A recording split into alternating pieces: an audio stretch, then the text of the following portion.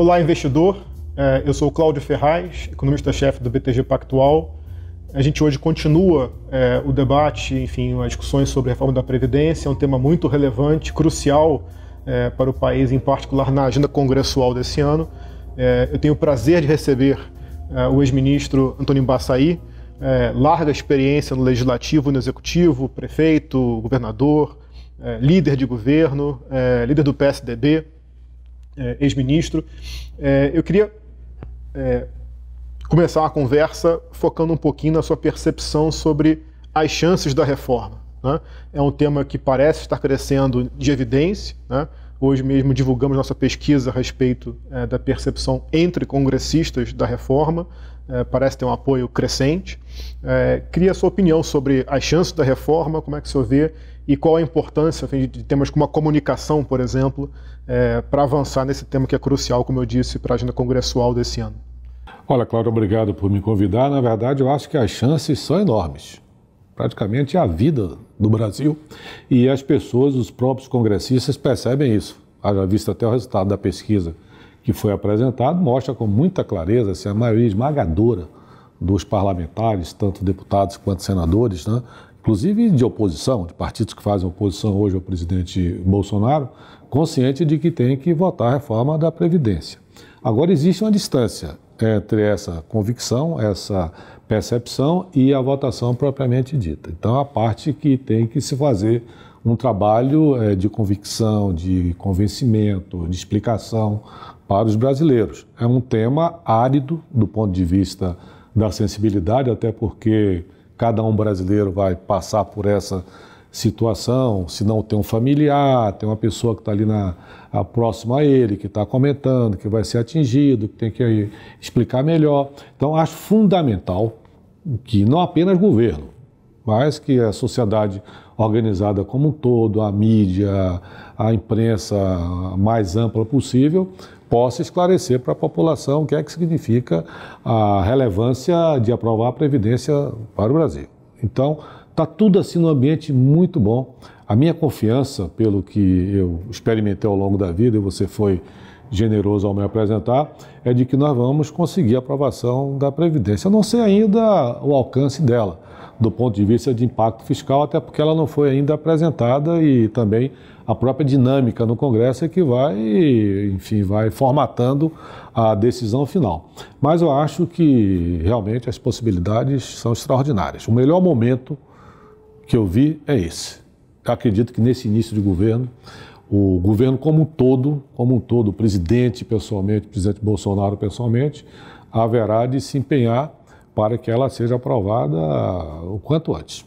E é muito importante essa afirmação, essa convicção presidencial, né? Tem que chamar para si a comunicação e o processo. Não, eu acho que o próprio presidente tem essa convicção de que o destino do governo e do Brasil depende muito da aprovação da reforma da Previdência. Então é se empenhar junto à mídia, junto aos comunicadores, né, junto à sociedade organizada, de uma maneira assim muito intensa. Eu diria que em 4 meses aproximadamente, um trabalho forte, né, de comunicação, esclarecendo porque aquilo que a gente vinha comentando, as primeiras pessoas que percebem a reforma da Previdência são aqueles que serão atingidos, os que estão sendo privilegiados. Então a reação dessas corporações é incontinente, é imediata, né? As pessoas que serão beneficiadas, né, numa reforma estruturante feita da Previdência só irão perceber depois, e às vezes não reagem. Quer dizer, então tem que ter aí essa percepção da maioria esmagadora da população, que vai perceber que isso é uma coisa muito boa, não para a geração atual, mas para as futuras gerações, e isso só se faz através de uma boa comunicação, uma comunicação honesta, né, competente, de boa qualidade, que não seja só do governo. Tem que ser uma comunicação que tenha a iniciativa de muitas organizações no país. Correto. Deixa eu lhe perguntar, inclusive, dada a questão da participação de agentes políticos, enfim, da comunicação, da convicção, o que o senhor acha quão relevante pode vir a ser a influência, a participação de agentes como os governadores, os prefeitos, que parecem, enfim, estar mais atentos, mais incisivos em relação à questão, naturalmente diante dos reflexos, né, fiscais pelos quais estão passando. Como é que o senhor vê essa participação na aprovação? Olha, eu vejo, assim, uma movimentação grande já de vários governadores. O governador de São Paulo, João Dória, já fez algumas reuniões, alguns encontros em São Paulo e fora de São Paulo, tratando dessa questão. Quer dizer, aí não é liderança de governador B, C, é uma ação conjunta de todos os governadores na direção de influenciar junto às bancadas, né? Evidentemente que um governador tem condições de influenciar junto a um parlamentar, junto a um deputado federal, um senador, um prefeito também pode fazer isso, a despeito de ter havido uma renovação muito grande. Muitos dos parlamentares que estão hoje no Congresso Nacional não vieram com esse voto chamado voto de liderança, o voto conquistado com o trabalho do prefeito, com o trabalho do governador. Muitos vieram assim, mas outros não vieram assim. Independe disso aí. Eu acho que na medida em que haja esse trabalho de convencimento, de conversação, não é nada de impor, até porque a realidade já se impõe, mostrando a necessidade da reforma da Previdência, né? Então, acho que havendo esse trabalho com naturalidade, mas com perseverança, né? Esse trabalho tem que ser continuado, não pode ser faz aqui e depois interrompe, não. Tem que ser uma coisa continuada, programada, orgânica, para que ao longo de todo o processo haja cada vez mais um conforto e um convencimento do parlamentar. Correto. Bom, a reforma ela exige, pelos procedimentos legislativos, uma aprovação de uma emenda constitucional, que requer um número elevado de votos. São 308 votos, por exemplo, na Câmara. Pela sua experiência parlamentar, enfim, de negociações, qual que o senhor acha que é o número mínimo para a gente ter um pouquinho de segurança no aproximar da reforma, da votação, para ter uma indicação que a gente tem boas chances de aprovação? O que o governo precisa ter na mão, no bolso para... Olha, eu quero primeiro destacar, quer dizer, a liderança do presidente da Câmara, o deputado Rodrigo Maia. Ele é uma pessoa que tem convicção, tem espírito público, né? E, sem dúvida nenhuma, vai ser um dos principais, se não o principal, claro, o presidente Bolsonaro, protagonista dessa questão. E ele sabe exatamente como é que faz essa medida, né?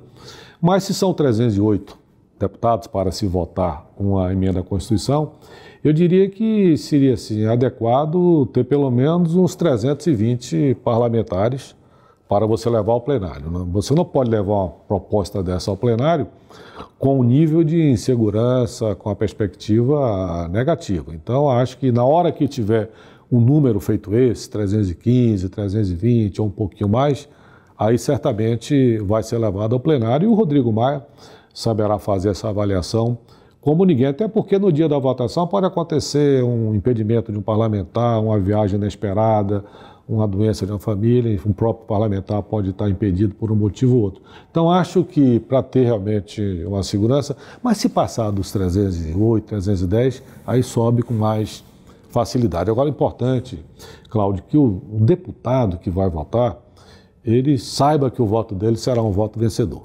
Então ele vai querer realmente ter essa certeza de que haverá um agrupamento superior a 308, né? Que dê a ele uma tranquilidade, segurança, inclusive até ir buscar também um voto de um outro parlamentar, ou tirar uma dúvida, ou dar mais firmeza àquele que está ali, às vezes, ainda pensando se vota ou se não vota. Mas o número, acho que 320 é um número razoável. Perfeito. E para a gente encerrar aqui, eu já lhe perguntei sobre as chances, a viabilidade da reforma, enfim, uma percepção clara de que a reforma tende a passar esse ano. A pergunta que eu lhe faço é quando? Quando é que o senhor esperaria? É uma coisa mais para o início do segundo trimestre, talvez resvalando para o segundo semestre do ano? Quando é que o senhor vê a reforma?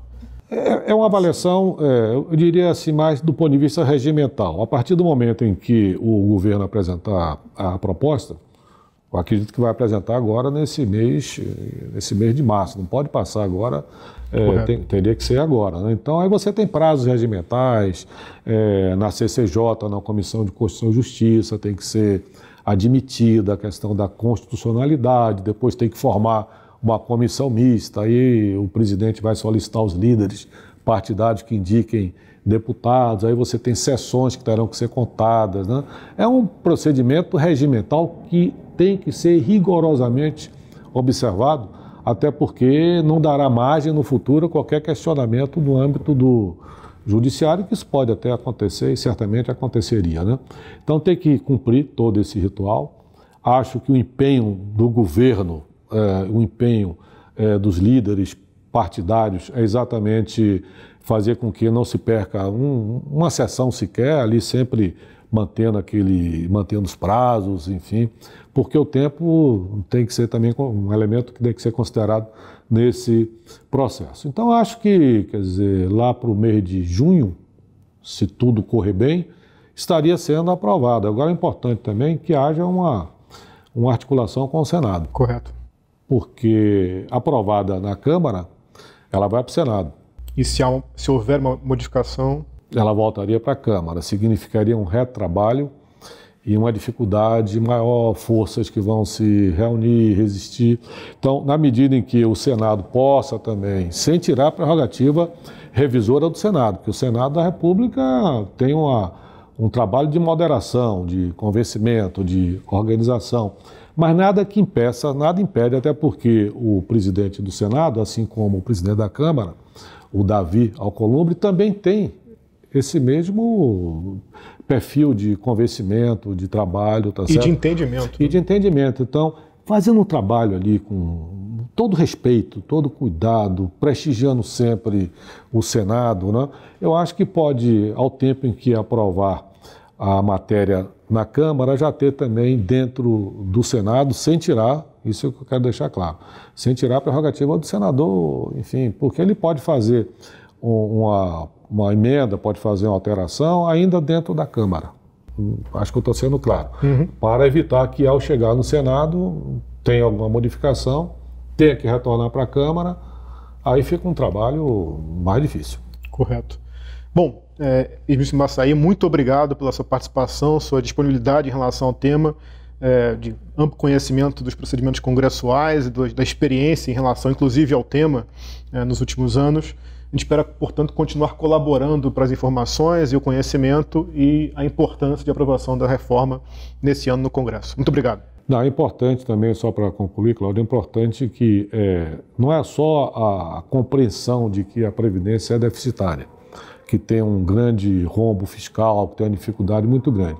É importante que os brasileiros percebam que a reforma da Previdência é fazer uma Previdência igual para todos. Correto. Isso é que é muito importante. Não se pode ter corporações com privilégios no Brasil. Um país, enfim, nenhuma nação pode ter cidadão que tem um privilégio perante outro, não pode. Então, isso é uma coisa que é fundamental nessa comunicação que haverá de acontecer. Mostrar que além da questão, vamos dizer assim, fiscal, que é fundamental, né, mas principalmente fazer uma previdência igual para todos os brasileiros. Perfeito. Muito obrigado.